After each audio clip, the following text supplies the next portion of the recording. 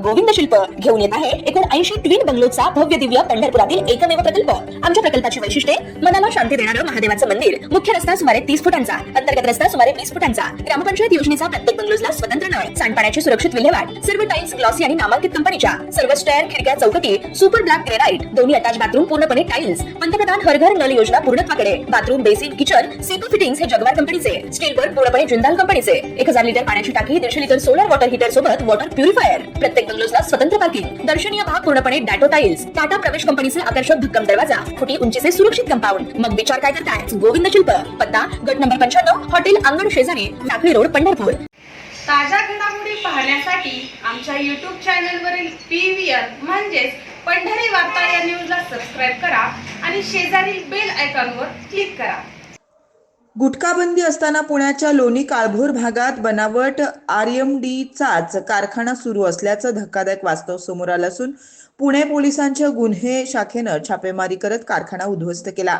तब्बल 1 कोटीहून अधिक किमतीचा मुद्देमाल या छापा कारवाईत जप्त करण्यात आलाय। थेऊर फाटा येथील कांबळे वस्तीत ही कारवाई करण्यात आली आहे। या प्रकरणी पोलिसांनी कारखाना मालक अमित दुर्गाप्रसाद गुप्ता वय वर्ष 25 राहणार थेऊर, कामगार रामप्रसाद उर्फ बापू बसंता प्रजापती वय वर्ष 50, अप्पू सुशील सोनकर वय वर्ष 46 व दानिश मुसाकिन खान वय वर्ष 18 यांना ताब्यात घेण्यात आलाय। तर यातील अमितचा भाऊ सुमित गुप्ता हा पसार झालाय।